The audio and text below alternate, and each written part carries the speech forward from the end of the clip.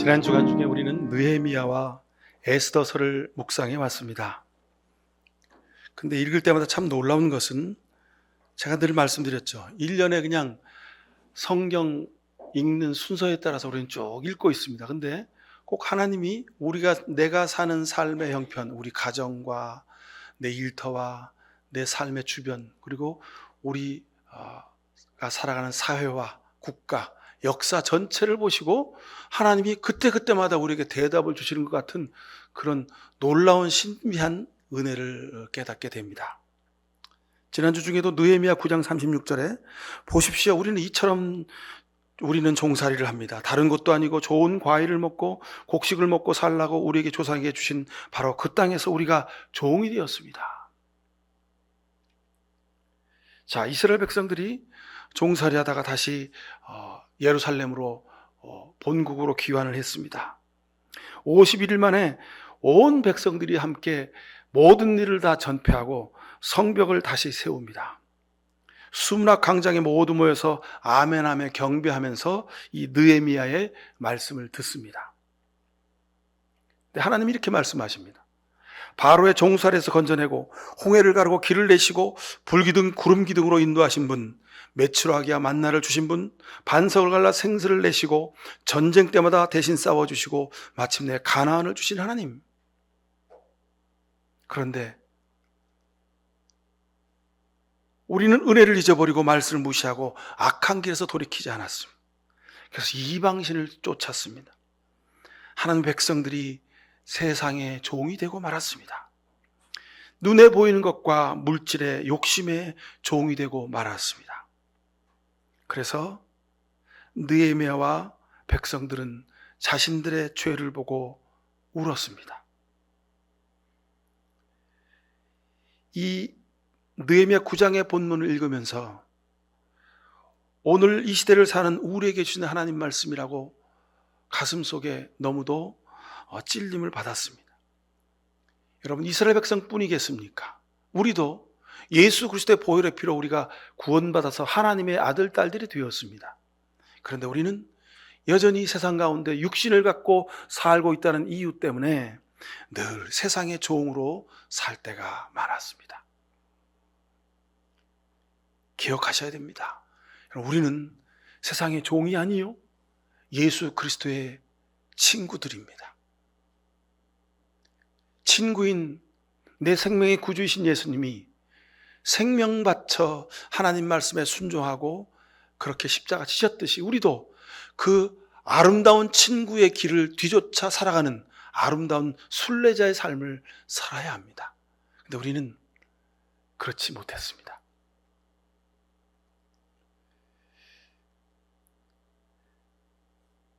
느헤미야서를 넘어서서 우리가 에스더서도 읽었죠. 에스더서 3장 6절에 더욱이 모르드게가 어떤 민족이지 알고서는 하만은 모르드게 한 사람만 죽이는 것은 너무 가볍다고 생각했다. 그래서 하만은 아수에로가 다스리는 온 나라에서 모르드게와 같은 유대 사람들을 전부 다 죽일 방법을 찾았다 그랬습니다. 이 하만의 계략은요, 에덴의 뱀의 유혹과 그 다음에 예수님을 십자가에 못 박은 제사장들의 술수와 똑같습니다. 우리가 성경을 읽으면 늘 보고 알게 되듯이 하나님의 구원의 역사에는 늘 악역이 있습니다. 예수님이 탄생하실 때 헤롯 왕이 아기 예수님의 탄생을 그렇게 못마땅해 해가지고 예수님이 태어난 지 그 즈음을 다 따져서 1살, 2살, 3살짜리를 싹 다 죽였다는 거 아닙니까?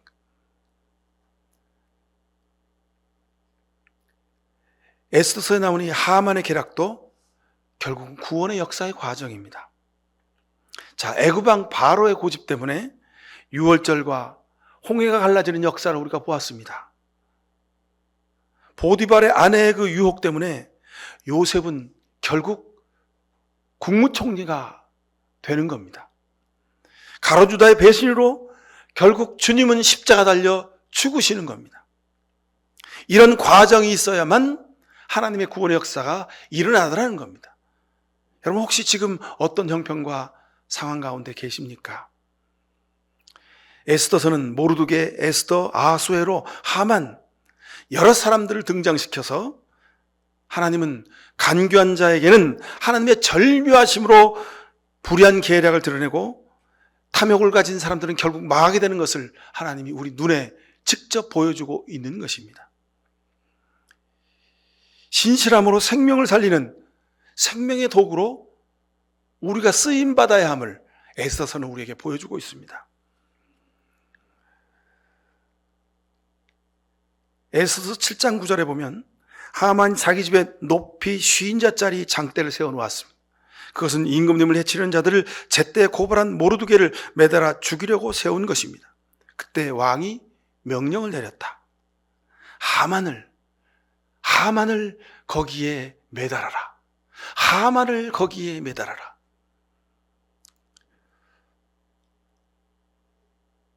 여러분, 이거 아이러니 아닙니까? 자기의 정적을, 자기 적대자를, 자기가 미워하는 사람을 그 장대 위에 높이 매달아서 죽이려고 완벽한 계략을 짰습니다. 근데 웬일입니까? 그 장대를 세운 자신 하만이 거기에 매달려 죽게 하시는 하나님의 역사를 보고 있지 않습니다. 여러분, 또 궁금하지 않으셨어요? 에스더서 읽으면서 왜 에스더서에는 하나님이란 단어가 한마디도 안 나오는데 왜 성경 속에 이 에스더서가 끼어 있냐는 겁니다. 여러분, 이런 이야기가 웃지 못할 이야기인데요. 어둠 밤 마음에 잠겨 역사의 어둠이 짙었을 때 계명성 동쪽에 밝아 이 나라 여명이 왔다. 우리 교단에 우리가 존경하는 목사님 김재준 목사님이 작사 작곡하신 찬송가입니다.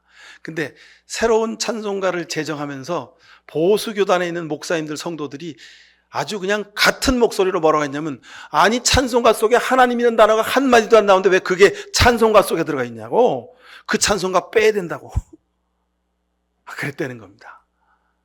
여러분, 그러면 에스더서도 하나님이란 단어가 한마디 없으니 성경에서 빼야 되는 거 아니죠? 그죠? 그렇지 않습니까?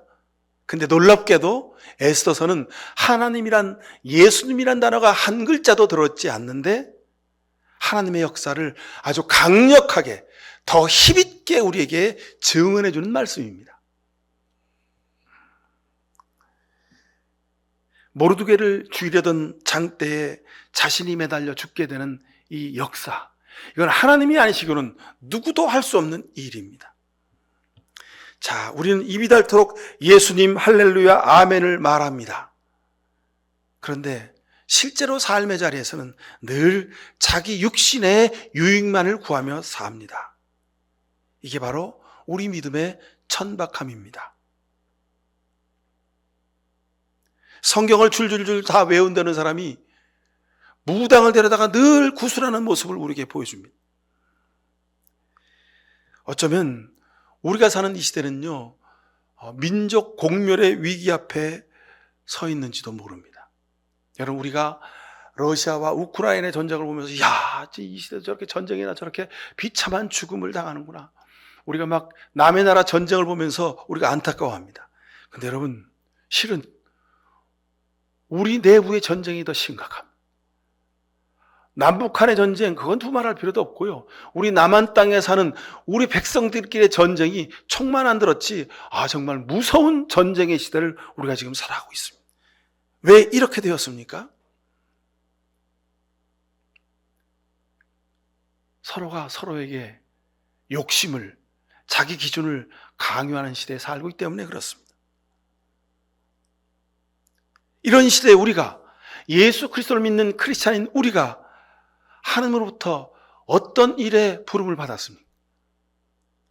이 질문에 우리가 기도함으로 답하고 주님이 걸어가신 십자가의 일을 우리가 걸어갈 수 있도록 해야 할 것입니다. 믿음은 말과 입술에 있지 않습니다. 실천하는 신실한 삶이어야 합니다. 처음과 끝이 같아야 합니다. 근데 처음에는 예수 그리스도로, 은혜로, 구원으로 하나님의 공의와 평화로 시작했는데 나중에는 자기 유익을, 자기 욕심을 구하는 현실입니다. 이것이 바알을 섬기는 신앙입니다. 에스더서를 보면서 참 기가 막힌 하나님의 역사를 보게 됩니다. 자신이 미워하던 정적을 죽이려고 하만이 계획을 다 짰잖아요. 그래서 왕의 칙령까지 다 받았어요. 근데 성경은, 에스더서는 그 장대에 모르드게와 에스더 또는 이스라엘 백성들이 매달리는 것이 아니라 그 죽음의 계략을 세운 하만이 매달려 죽도록 하셨습니다.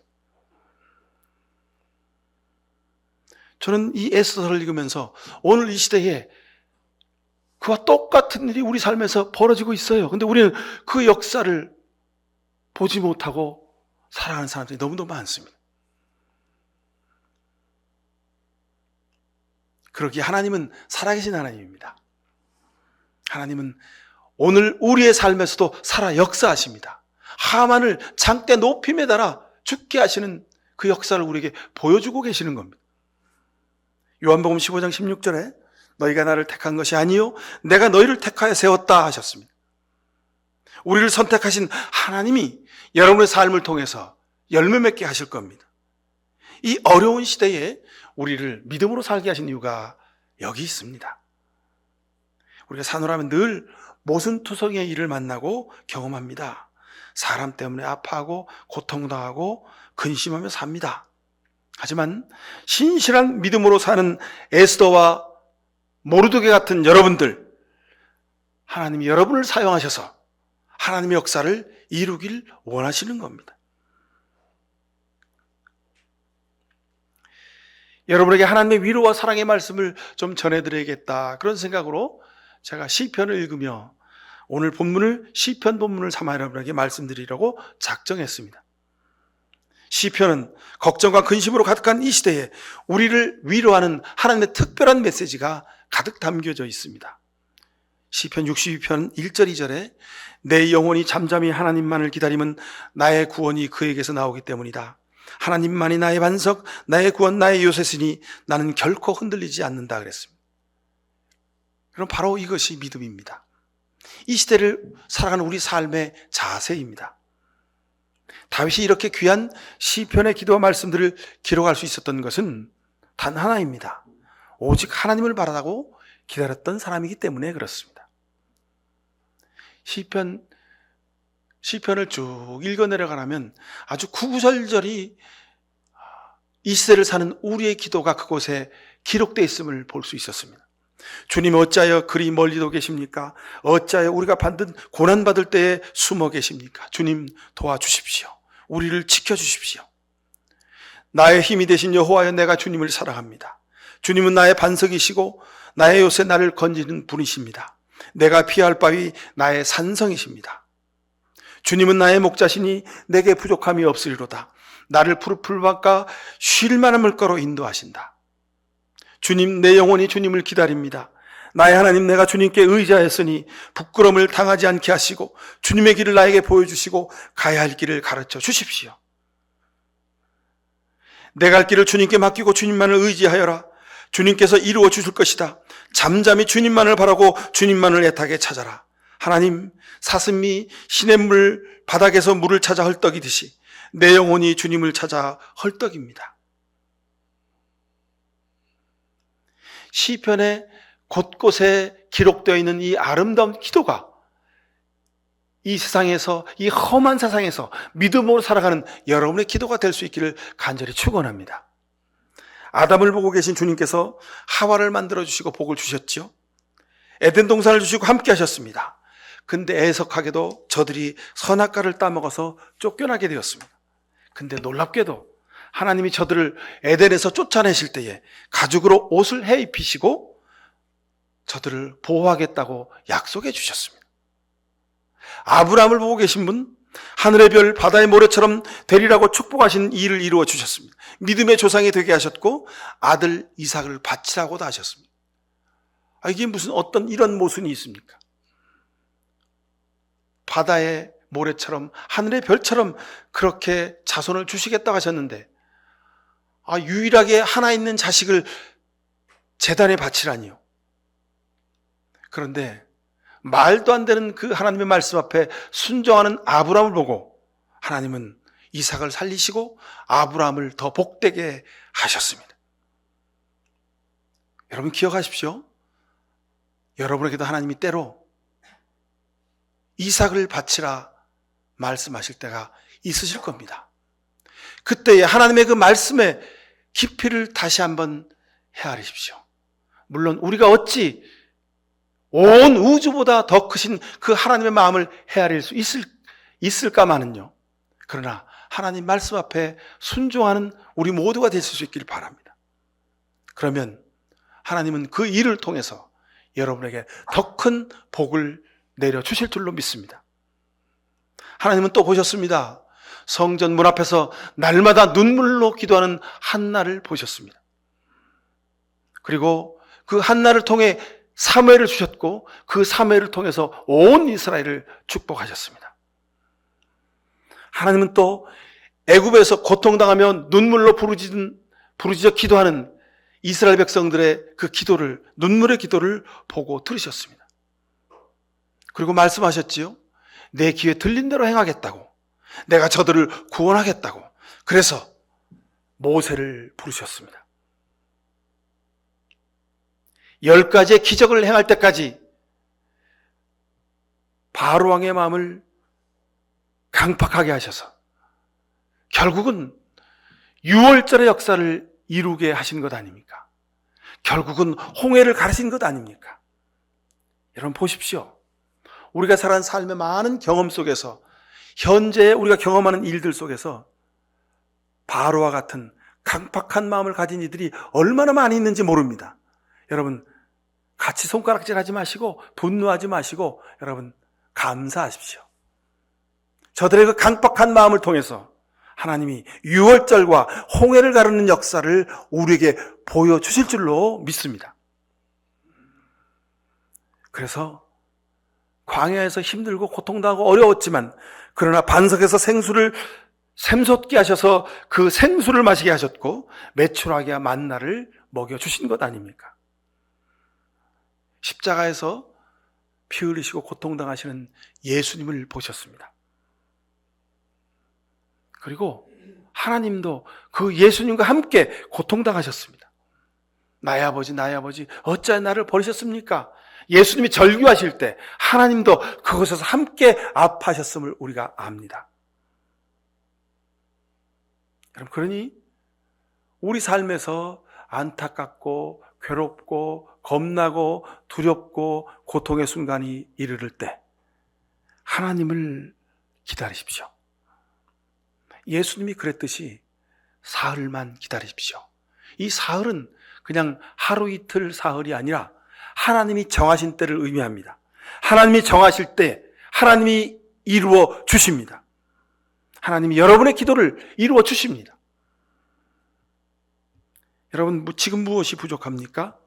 여러분 육신 가운데 어떤 부분이 연약하고 고통 중에 있습니까? 어떤 근심 걱정으로 마음이 수처럼 타들어가고 있습니까? 하나님이 다 보고 계십니다. 여러분 생각해 보십시오. 내가 근심 걱정 염려한다고 내가 맞닥뜨린 그 문제를 내가 해결할 수 있습니까? 내 육신의 고통을 내가 해결할 수 있습니까? 내 삶의 많은 문제들 대부분은 내가 해결할 수 없는 것들입니다. 그런데 우리는 그것 때문에 근심 걱정 염려하고 있습니다. 여러분, 나도 나를 바꾸기가 어려운데 내가 왜 상대방을, 다른 사람의 마음을 바꾸려고 하십니까? 여러분, 그건 불가능한 일입니다. 애당초 기대하지도 마십시오. 나는 할 수 없습니다. 그래서 오늘 시편에 하나님이 우리 모든 것을 다 알고 계신다는 거예요. 하나님이 눈이 100개, 1000개, 10,000개가 있어서 우리를 다 쳐다보고 계신다. 하나님은 CCTV다. 뭐 그런 것을, 하나님의 능력을 자랑하려고 쓰여진 말씀이 아니라 하나님이 우리를 사랑하신다는 고백이 그 속에 있습니다. 사랑하면 우리를 지키시고, 사랑하시기에 우리를 이끄시고, 사랑하시기에 우리 삶의 문제를 해결해 주시겠다고 하는 약속이 오늘 시편 139편에 구구절절이 다 담겨져 있는 겁니다.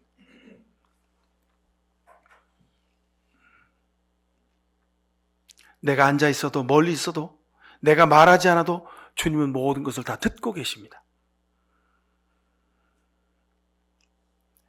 너희가 나를 간절히 사랑하니 내가 너희를 건지겠다. 네가 내 이름을 알고 있으니 내가 너를 높여주겠다. 내가 나를 부를 때 내가 응답하겠고 내가 고난받을 때 내가 너와 함께 하겠다. 내가 너를 건져주고 너를 영화롭게 하겠다고 하나님이 우리에게 분명히 약속하셨습니다. 하나님이 여러분을 귀하게 여기십니다. 하나님이 여러분을 지켜보고 계십니다.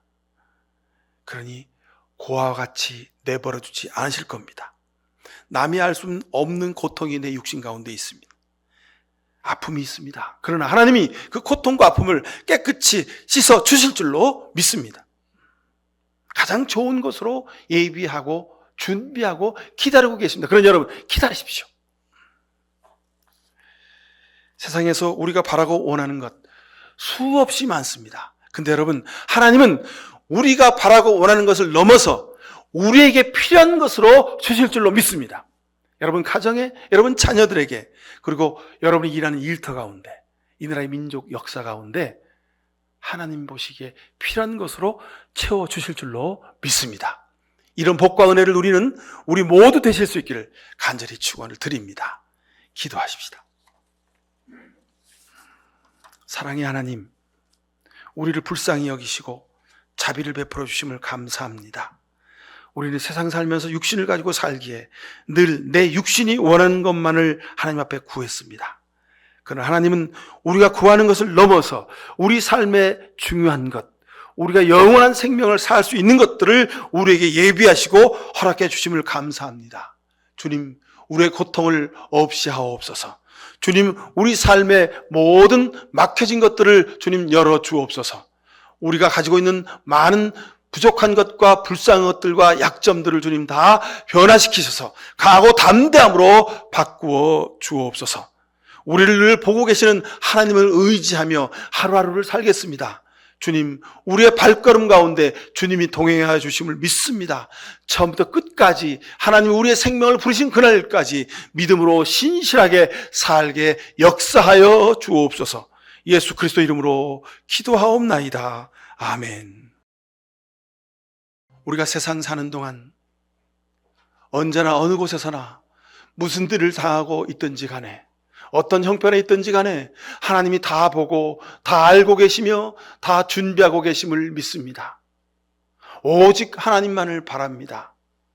이런 귀한 결단으로 세상으로 나가는 주의 백성들 머리 위에 하나님 아버지의 귀하신 사랑과 예수 그리스도의 십자가의 은혜와 성령의 복 내렸음이 저들의 가정과 일터와 이 나라 민족의 역사 가운데 지금부터 영원히 함께해 주시옵기만을 간절히 축원하옵나이다. 아멘.